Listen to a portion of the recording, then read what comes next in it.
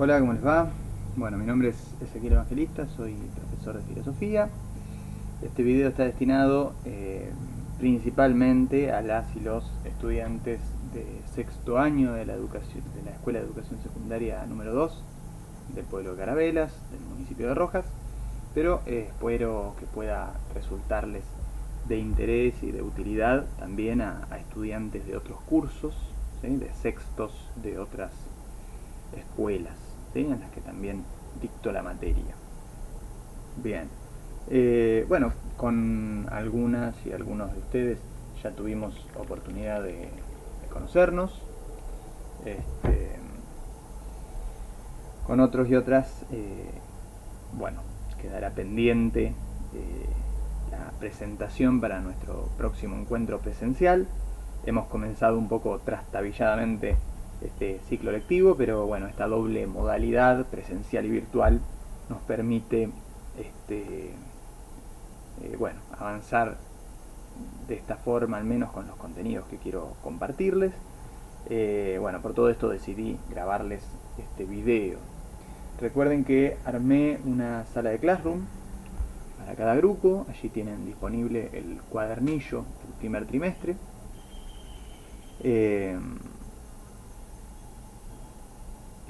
Bueno, el cuadernillo, ya les adelanté, versa sobre filosofías feministas. El recorrido que les propongo en esta selección de textos e imágenes que armé para ustedes es el último formato, digamos, de un material que vengo trabajando hace 2 años aproximadamente, y me gustaría comenzar entonces este video contándoles brevemente la historia del armado de este cuadernillo.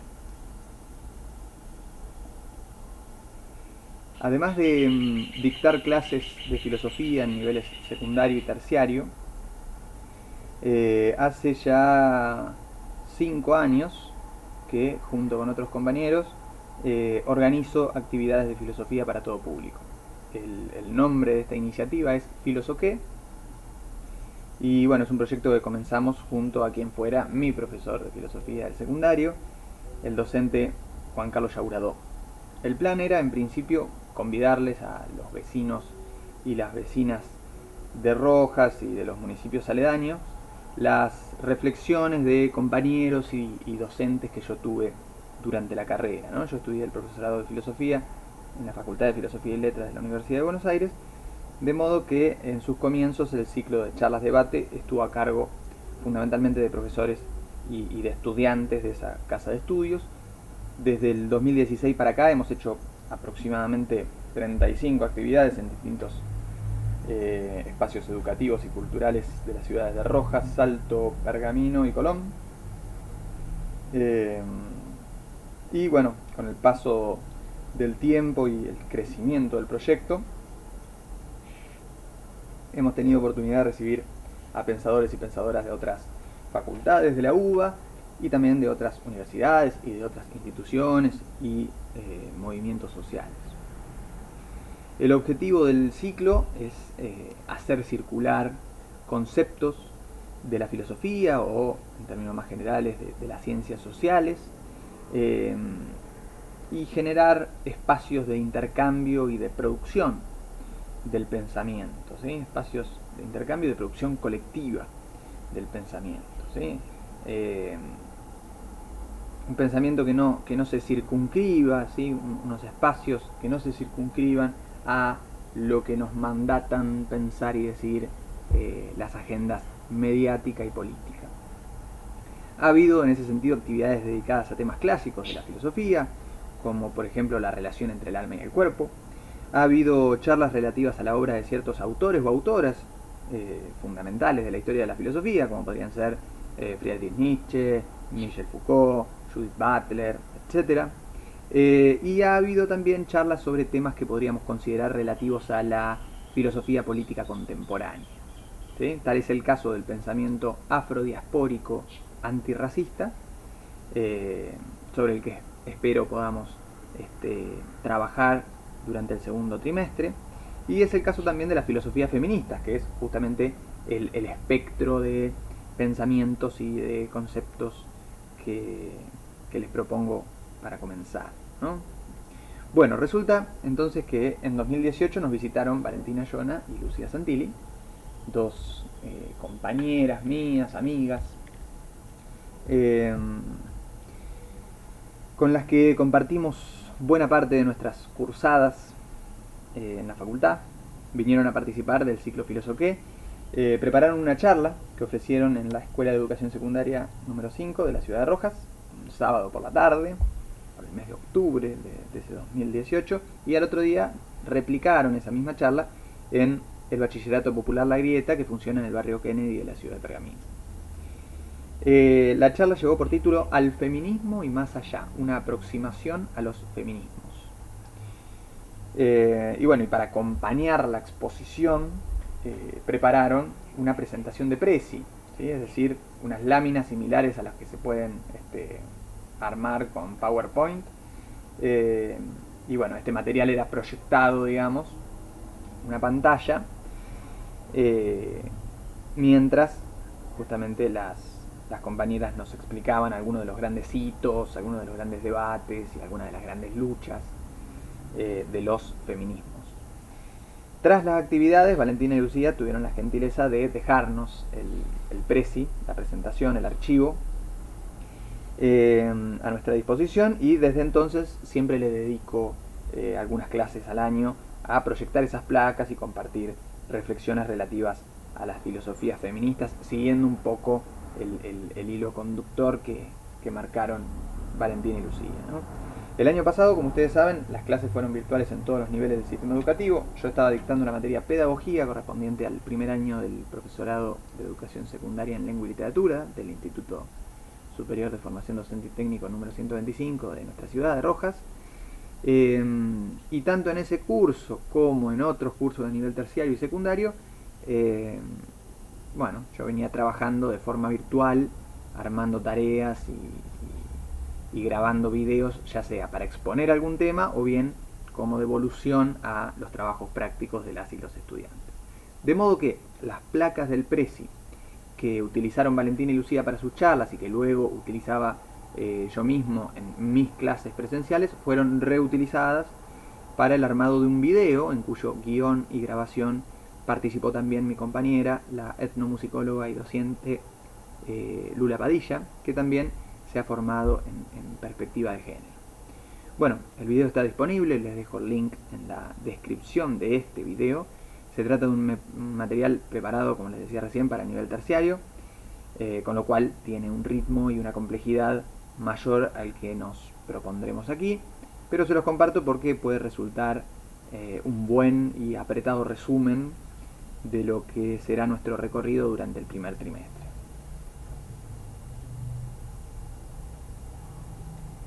De modo que el cuadernillo que preparé para ustedes tiene incorporado o incorporadas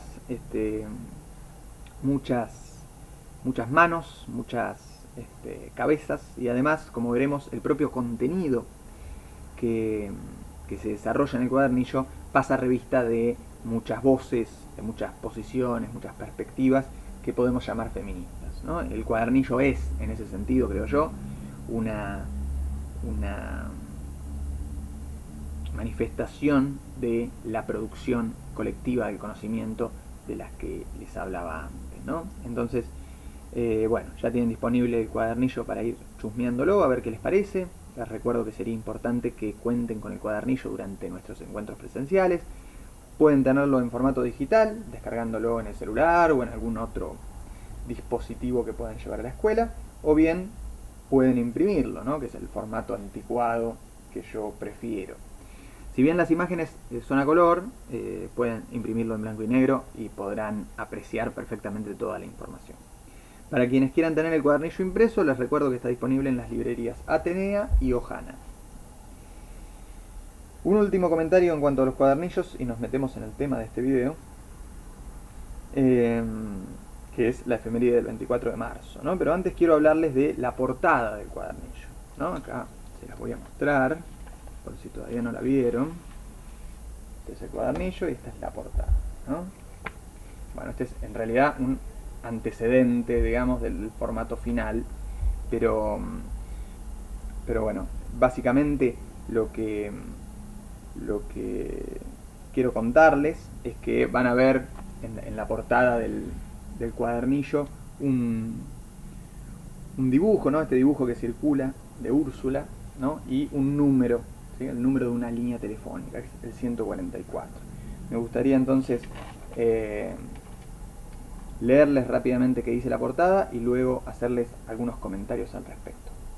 Dice así: el lunes 8 de febrero del 2021, la joven rojense Úrsula Bahillo fue víctima de un femicidio. No se trata de un caso aislado.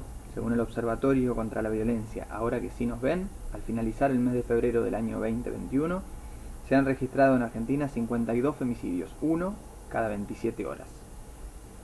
Desde distintas organizaciones e instituciones se han tomado diversas medidas para concientizar sobre la violencia machista, reflexionar sobre su carácter estructural y advertir la urgencia de combatir al patriarcado en todas sus formas.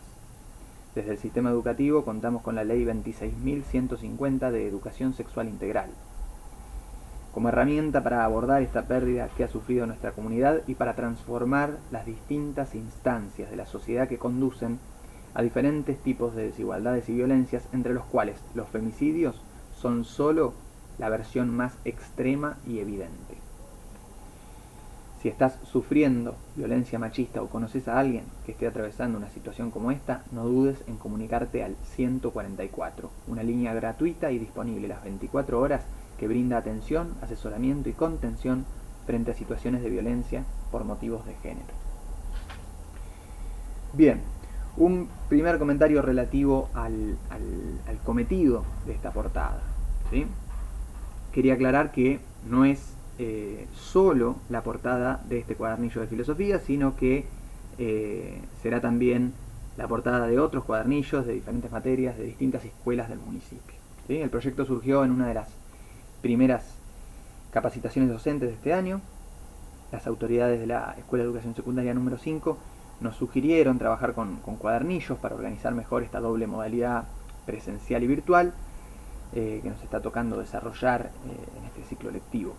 Y además nos insistieron en que durante el primer trimestre tratáramos de abordar especialmente los contenidos de la ESI, ¿no? De la Ley 26.150 de Educación Sexual Integral, ¿no? O sea, según la ley, todos los docentes de todas las materias en algún momento del año tenemos que trabajar contenidos relativos, ¿sí?, a la educación sexual, entendida la educación sexual en un sentido amplio.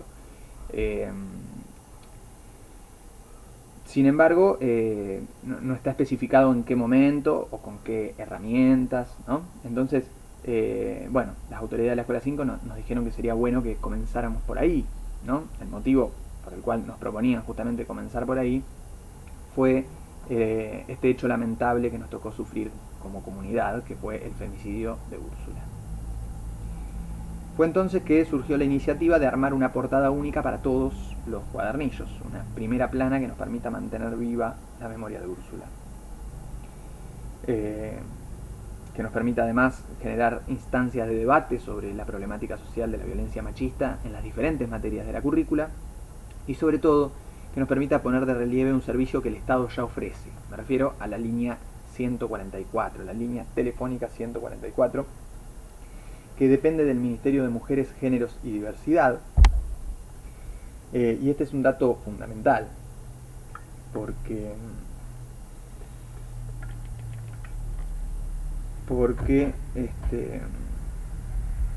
un dato fundamental, quiero decir que todas y todos debemos tener muy presente, que todos y todas tenemos que conocer, ¿no? Directivos, docentes, auxiliares, estudiantes y familias, ¿no? En el interior de la comunidad educativa y por fuera de la comunidad educativa, la sociedad en general, tiene que tener bien presente que el 144 es esta línea telefónica atendida por gente capacitada en perspectiva de género y que va a poder generar una contención que es fundamental en este tipo de situaciones, ¿no? En situaciones de violencia por motivos de género, y además de generar una contención, un apoyo desde lo emocional, también el Ministerio se pone en contacto con las demás dependencias del Estado que corresponde, ¿no? Con el aparato judicial, ¿no? Fiscalía, jueces, etcétera, y con la fuerza de seguridad, la comisaría de la mujer. De modo que en casos de violencia por motivo de género es prioritario contactarse a este número porque ofrece un apoyo emocional y legal que son claves y que no deben admitir demoras, ¿no? Esto no implica, por supuesto, desconocer las responsabilidades de los funcionarios y oficiales de turno durante los últimos días de Úrsula o de cualquier otra víctima de femicidios. Existen otras medidas, ¿no? Algunas incluso habrá que fortalecerlas, ¿no? Pero en este caso el objetivo es simplemente el de difundir de nuevo un servicio que el Estado ya ofrece, ¿no? Les decía que existen otras medidas, como por ejemplo, cabe destacar, ¿no?, la ley Micaela, que exige, por ejemplo, la formación en perspectiva de género a los empleados de las distintas instancias del Estado. Sin embargo, como deja evidenciado el caso de Úrsula, queda mucho por transformar tanto al interior del Estado como en la sociedad en su conjunto, ¿no? El femicidio de Úrsula tuvo una repercusión mediática nacional y resultó un caso emblemático por varios motivos. Como vecinos y vecinas tenemos una responsabilidad enorme en ese sentido, que tiene que ver con hacer lo que esté a nuestro alcance para mejorar las herramientas y las instituciones con las que abordamos este tipo de situaciones y sobre todo, ¿sí?, hacer lo que esté a nuestro alcance para transformar nuestra realidad, que está repleta de violencias, muchas de ellas minúsculas, silenciosas, incluso políticamente correctas, pero que en su conjunto conducen a los resultados más aberrantes y evidentes del patriarcado, como son las violaciones y los femicidios. Esta pequeña iniciativa, entonces, de las portadas de los cuadernillos de la Escuela 5, en memoria de Úrsula y a modo de difusión de la línea telefónica estatal 144, es una iniciativa que se está replicando en otras instituciones, como por ejemplo en la Escuela de Educación Secundaria número 3 de nuestra ciudad, y también se han, con las adaptaciones del caso, digamos, se han replicado en otras escuelas, ¿no? Por ejemplo, en algunas escuelas no trabajan con cuadernillos, entonces se decidió darle a esta idea un formato de portada de Classroom, ¿no? Este es el caso de la Escuela de Educación Secundaria número 4. Y en la Escuela de Educación Secundaria Técnica número 1 van a hacer un mural en memoria de Úrsula, incluyendo la referencia de la línea telefónica 144. Bueno, hasta acá entonces los avisos parroquiales, en primer lugar, y los comentarios relativos al cuadernillo y a su portada, ¿sí? Metámonos ahora en el tema de este video, que es reflexionar en torno a la efeméride del 24 de marzo. Ya tendremos oportunidad de relacionar justamente lo que vamos a compartir aquí, ¿sí?, con los contenidos de este trimestre. En este sentido, en estos días estuve leyendo un cuadernillo que armó el gremio docente SUTEBA, relacionando la efeméride del 24 de marzo con las actuales luchas del movimiento de mujeres y del colectivo LGBTIQ+. En dicho material, ¿no?, comentado rápidamente, se recuperan las luchas de organizaciones pioneras en Argentina, como la UFA, la Unión Feminista Argentina, y el FLH, el Frente de Liberación Homosexual, durante los primeros años de la década del 70, y las resistencias que generaban las luchas de estos colectivos, incluso al interior de organizaciones con pretensiones emancipatorias.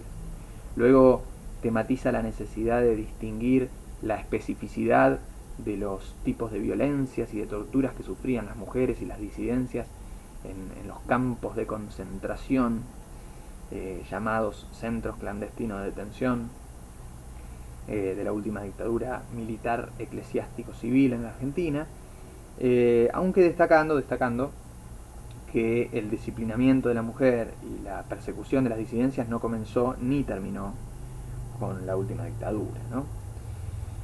Y finalmente el material recupera la relación entre los movimientos de derechos humanos, ¿sí?, posteriores o que se afianzan tras el fin de la última dictadura, ¿no?, con las emergentes organizaciones feministas de la década del 80, como pueden ser el Encuentro Nacional de Mujeres y la CHA, ¿no?, la Comunidad Homosexual Argentina.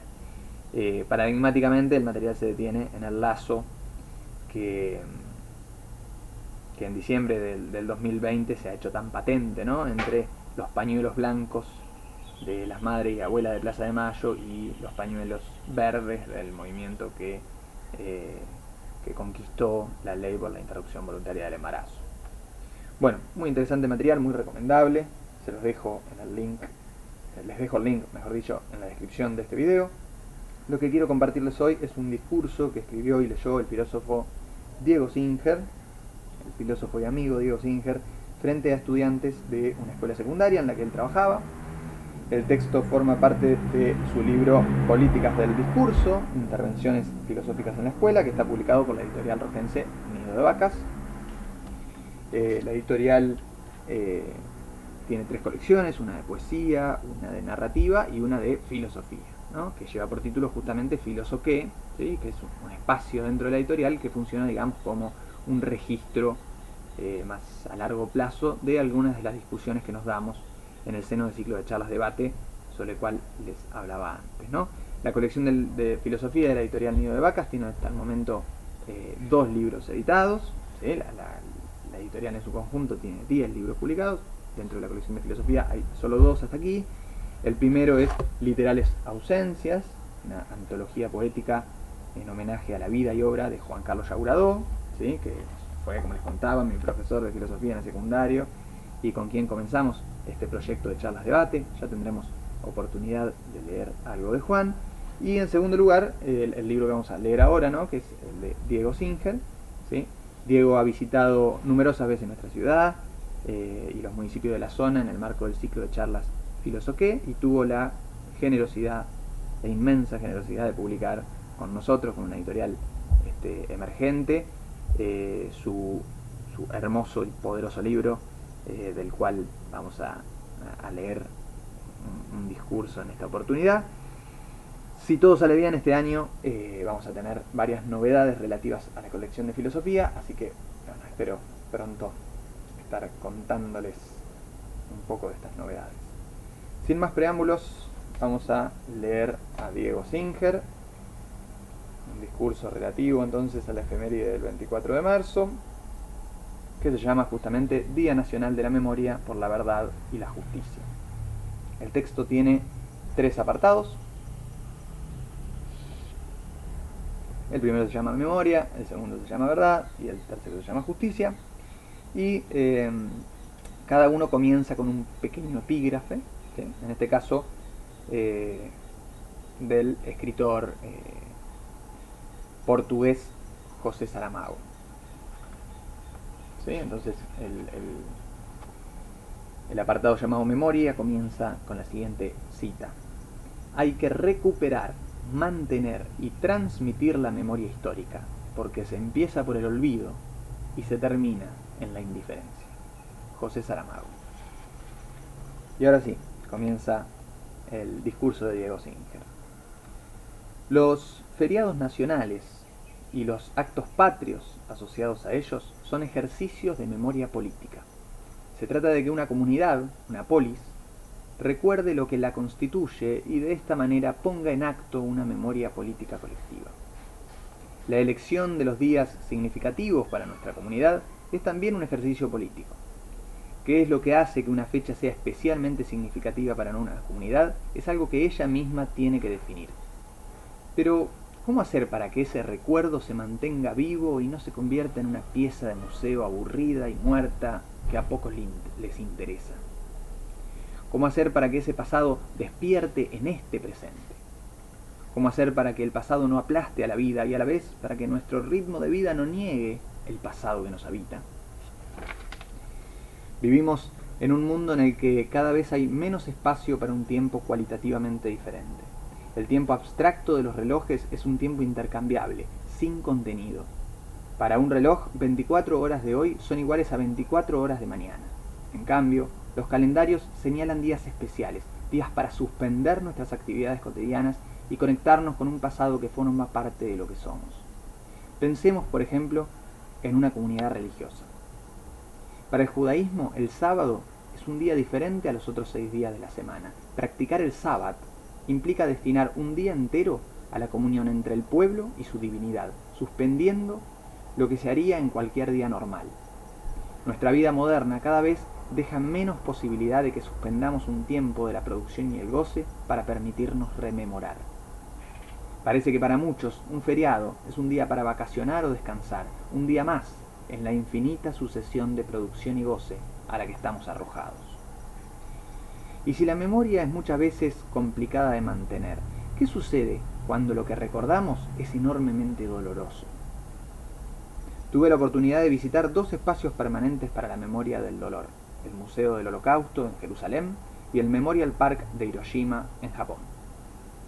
Sin embargo, nuestro 24 de marzo es en cierto sentido más complejo que esas 2 memorias del dolor, porque no se trata de heridas producidas por un enemigo externo. Se trata del dolor producido por el Estado argentino sobre su propia población, con la participación directa o indirecta de buena parte de la sociedad. Por eso es que se habla de una dictadura militar eclesiástico-civil, y por eso es que es tan difícil para muchos recordar este periodo. Salvando todas las diferencias, quizás el Memorial del Holocausto en Berlín esté más cerca de la situación en la que estamos nosotros respecto a la dictadura, porque es un recordatorio que los alemanes tienen sobre sí mismos, respecto al horror que fueron capaces de implementar. ¿Qué comunidad puede estar a la altura de una memoria que habla a la vez de atrocidades cometidas por ella y sobre ella misma? Bien, la segunda sección lleva por título Verdad y tiene como epígrafe una frase del pensador romano Marco Tulio Cicerón que dice lo siguiente: la verdad se corrompe tanto con la mentira como con el silencio. ¿Se puede conocer la verdad de lo que ya pasó? ¿Podemos conocer la verdad en la historia? Sobre todo los sucesos históricos parece que hay distintas versiones e interpretaciones, y en muchos casos hay controversias o discusiones muy fuertes sobre lo sucedido, o sobre cómo pensar desde el presente lo sucedido. Seguramente tengamos que afirmar que no hay una verdad con mayúscula, una verdad absoluta respecto a los hechos. Aún sobre el presente hay diversos modos de entender lo que pasa, por qué pasa, ¿no? Y qué consecuencias tiene. Entonces, ¿a qué nos referimos cuando hablamos de verdad? Aunque no podamos acceder a una verdad absoluta, sí podemos llegar a acuerdos mínimos y también a identificar mentiras evidentes. No todas las verdades tienen el mismo valor. Se trata entonces de que tengamos al menos certezas sobre una serie de hechos concretos que sucedieron en este período y que hacen a una verdad, seguramente parcial, que deberán ir completando. En este sentido, el informe conocido como Nunca Más, realizado por la Comisión Nacional sobre la Desaparición de Personas, CONADEP, y entregado a Raúl Alfonsín, fue, como vimos, una primera investigación en profundidad que permitió establecer una serie de sucesos sobre la represión, el secuestro, la tortura y la desaparición de personas durante la dictadura. Pero estos espeluznantes hechos, si bien centrales para la comprensión de esa época, se dieron en el contexto de una serie más amplia de medidas gubernamentales que es necesario conocer. Entre estas medidas hay que nombrar la intervención de los sindicatos, la suspensión de la actividad político-partidaria, la prohibición de huelgas, el cierre del Congreso y la destitución de la Corte Suprema de Justicia, la censura en el arte, los libros y las formas de vestir, así como la intervención directa o indirecta en diversos organismos públicos o privados.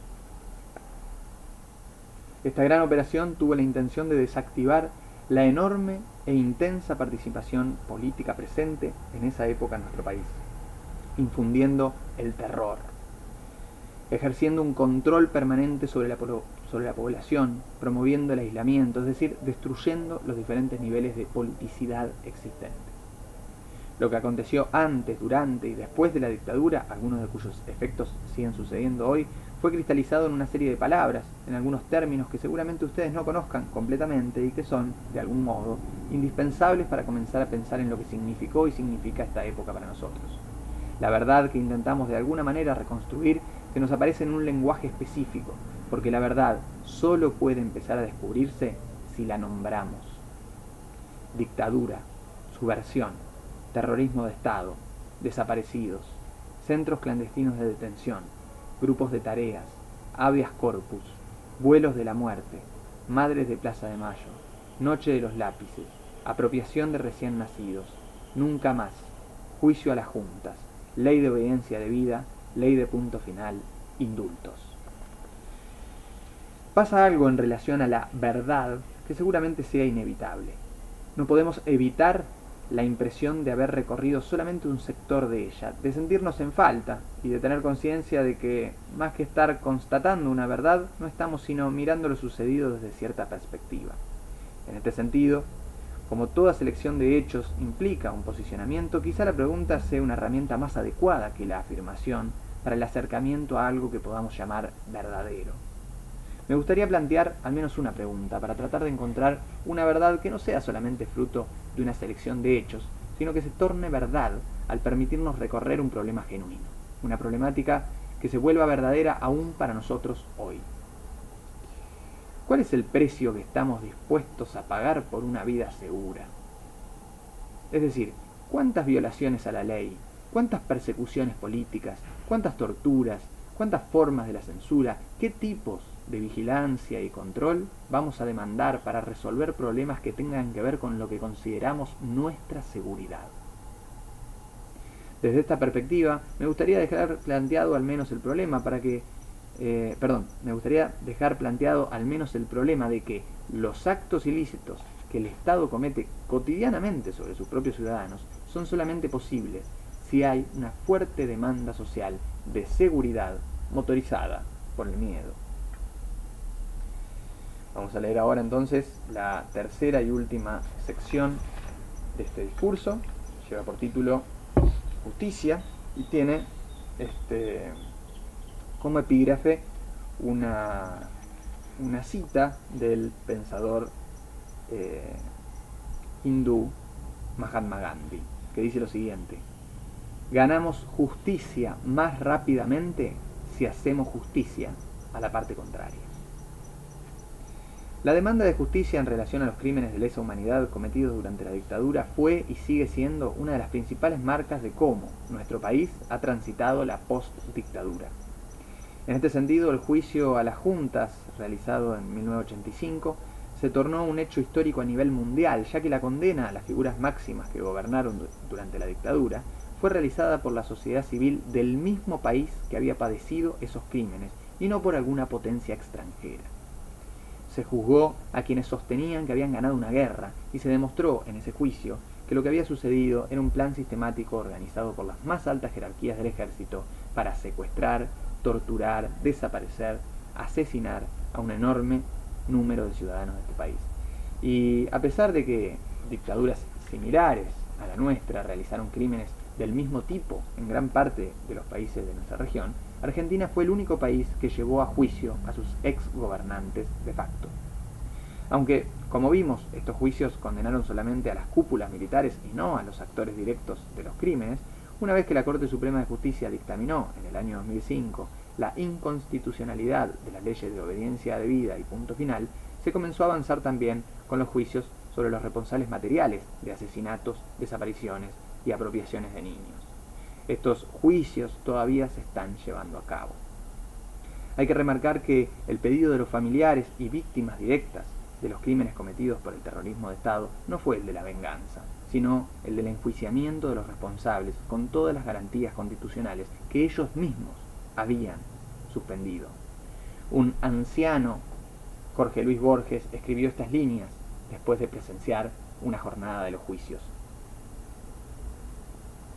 Es de curiosa observación, dice Borges, que los militares que abolieron el Código Civil y prefirieron el secuestro, la tortura y la ejecución clandestina al ejercicio público de la ley, quieran acogerse ahora a los beneficios de esa antigualla y busquen buenos defensores.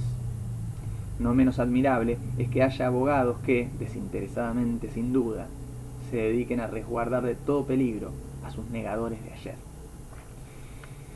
El enorme poder que tiene el Estado puede cumplir dos funciones tan diferentes que esencialmente son opuestas: ser el garante de la justicia, es decir, de la equidad de todos ante la ley que el mismo Estado produce, o ser el ejecutor del terror, es decir, producir sistemáticamente un desequilibrio en relación a tal ley, disolviéndola para atacar a un grupo específico.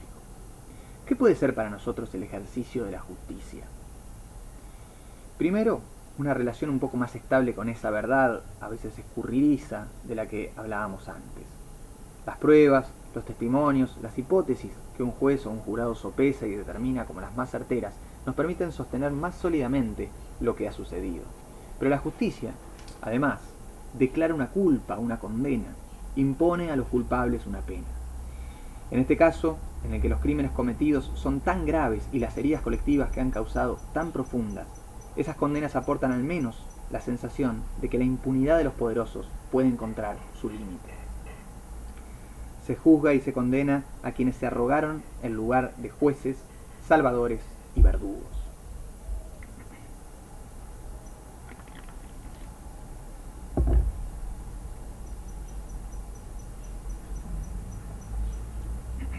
Se juzga y se condena, decía, a quienes se arrogaron el lugar de jueces, salvadores y verdugos. Y en ese proceso, toda la sociedad argentina tiene una exigencia: la de apoyar, impedir o ignorar ese intento de alcanzar algún grado de justicia respecto a lo sucedido. Recordemos que la última dictadura militar quemó libros, silenció a profesores y estudiantes, acalló las críticas, clausuró cualquier tipo de debate. La democracia, al contrario, debe producir libros, aquellos en los que la palabra comprometida tenga lugar, dar la palabra a profesores y a estudiantes, promover el pensamiento crítico y abrir espacios de debate. No olvidemos tampoco que las asambleas eran perseguidas durante la dictadura y que los espacios para estar en común eran censurados. Quizás hacer justicia sea, antes que nada, recrear los lazos comunitarios que fueron cortados en esa época. Para que esto suceda, es indispensable que entendamos que recordar no es algo muerto. Es interpretar, investigar, preguntarse y pensar. Aunque sea doloroso y problemático, debemos recordar, porque es signo de vitalidad. Los invitamos a seguir pensando. Nunca más.